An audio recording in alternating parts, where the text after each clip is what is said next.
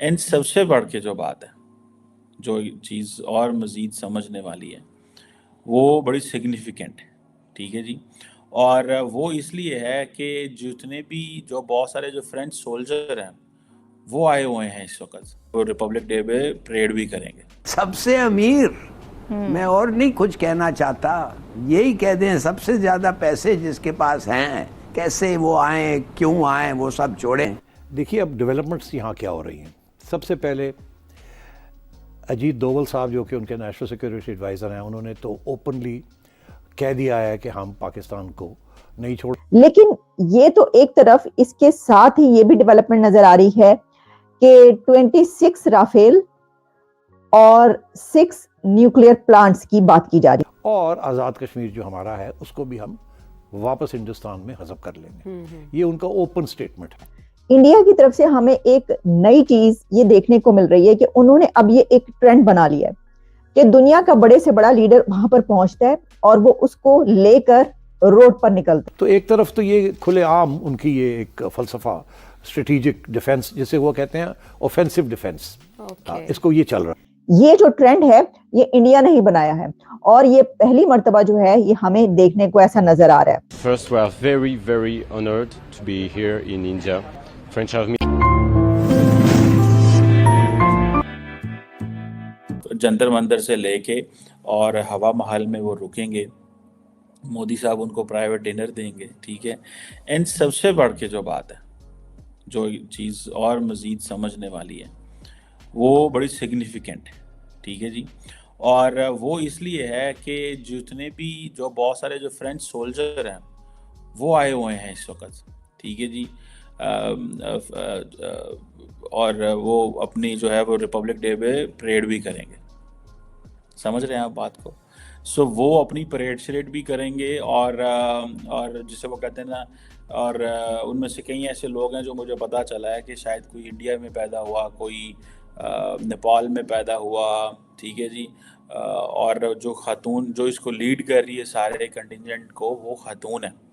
और फिर वो जारी बात है फ्रेंच एयरफोर्स के लोग भी आए हुए हैं राफेल लेके। तो ये एक बड़ी चीज़ है भाई, ये एक बड़े नेक्स्ट लेवल का रिलेशनशिप है। और ये आपको पता चलेगा जब आप with the passage of time Pakistan जो है, पाकिस्तान को कैसे पता चलेगा? पाकिस्तान को ऐसे पता चलेगा कि पाकिस्तान में तो स्वाय नफरत के फ्रांस के लिए वही कुछ नहीं जाता, टू बी फ्रैंक। वो इसलिए कि हमने, आपको याद होगा TLP तहरीके लबैक पाकिस्तान जो है, वो उन्होंने कहा जी कि पाकिस्तान जो है वो फ्रांस के सफ़ीर को निकाल दे, वरना हम जो है ना फिर आपको बंदोबस्त करेंगे। हुकूमत घोड़े गिट्टियाँ बह गई, जाके तरले करने लग पई, सर ये ना करें, सर वो ना करें। अब मुझे सिर्फ इतना बता दें कि कौन सी ऐसी हुकूमत है जो कह सकती है, अपने ही लोगों को तरले करेगी कि खुदा के लिए फ्रेंच सफ़ीर को निकालने पे मजबूर ना करें, क्योंकि फ्रांस, यूरोप ने हमें GSP+ स्टेटस दिया हुआ है, जिसकी वजह से हम अपनी एक्सपोर्ट्स बढ़ा सकते हैं अगर वो स्टेटस ना दे। लेकिन ये तो एक तरफ, इसके साथ ही ये भी डेवलपमेंट नजर आ रही है कि 26 राफेल और 6 न्यूक्लियर प्लांट्स की बात की जा रही है। तो आइए जरा इसको डिस्कस किए लेते हैं कि ये जो एक बड़ा दिन इंडिया का, और इस पर प्रेसिडेंट मैक्रोन मौजूद हैं इंडिया में, उसमें क्या क्या सूरत हाल सामने है। सबसे पहले तो जिस वक्त प्रेसिडेंट मैक्रोन इंडिया पहुंचे तो जयपुर में उनका जैसा इस्तकबाल किया गया, जैसा उनको वेलकम किया गया, मैं समझती हूँ कि बहुत ही कम ऐसा हमें देखने को मिलता है, इंडिया में देखने को मिलता है। इंडिया की तरफ से हमें एक नई चीज ये देखने को मिल रही है कि उन्होंने अब ये एक ट्रेंड बना लिया है कि दुनिया का बड़े से बड़ा लीडर वहां पर पहुंचता है और वो उसको लेकर रोड पर निकलते हैं। एक रोड शो किया जाता है भारत के वजीर आजम नरेंद्र मोदी साहब के साथ। हर दुनिया का बड़ा लीडर जीप पर खड़ा होता है और जीप पर वो निकलते हैं अपने रोड पर। रोड के दोनों अतराफ उनकी आवाम होती है और उनके पर फूलों की पत्तियां निछावर की जा रही होती हैं और उनके हक में स्लोगन्स सुनने को उस वक्त मिल रहे होते हैं। और इसके अलावा हम देखते हैं कि वो उस रोड शो में एक ऐसा भारत का कल्चर और वहां की रिप्रेजेंटेशन नजर आती है कि जिसको पूरी दुनिया देखे। तो देखें क्या ये एक बड़ी बात है। इसकी वजह ये है कि दुनिया के बड़े लीडर्स इस तरीके से भारत की सड़कों पर जीप में सफर करते हुए उनके वजीर आजम के साथ नजर आए, तो ये कोई छोटी बात नहीं है, ये बहुत बड़ी बात है। और हमने देखा कि इससे पहले जब पहुंचे थे यूएई के जो लीडर हैं वहां के हेड, तो वहां पर भी हमने ये देखा कि इसी तरीके से भारत के वजीर आजम नरेंद्र मोदी उनके साथ भी गले मिलते हुए, रोड शो करते हुए, और रोड पर जीप में जब निकलते हैं तो दोनों तरफ से लोग अवाम सड़क पर मौजूद होते हैं, फूलों की पत्तियां निछावर हो रही होती हैं। ये जो ट्रेंड है ये इंडिया ने ही बनाया है, और ये पहली मर्तबा जो है ये हमें देखने को ऐसा नजर आ रहा है। क्योंकि अच्छा इससे क्या है, इससे ऐसा लगता है कि उनके जो वो रिलेशन बना रहे हैं ना कंट्रीज के साथ और लीडर्स को, तो वो सिर्फ इस हद तक नहीं कि वो आ रहे हैं तो बायलैटरल रिलेशंस हो रहे हैं और डील हो रही है, नहीं, वो उनको अपने अवाम तक ले गए, अपने लोगों तक ले गए, वो इतने गहरे टाइज कर रहे हैं।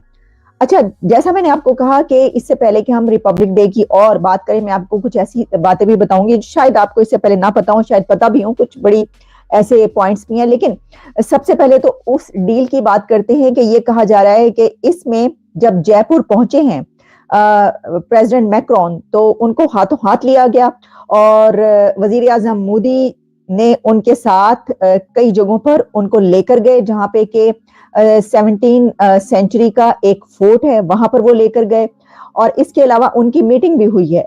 और मीटिंग में ये बात कही जा रही है कि बहुत ही अहम पॉइंट्स डिस्कस हुए हैं, जिसमें 26 फ्रेंच राफेल फाइटर एयरक्राफ्ट की डील की भी बात की गई है।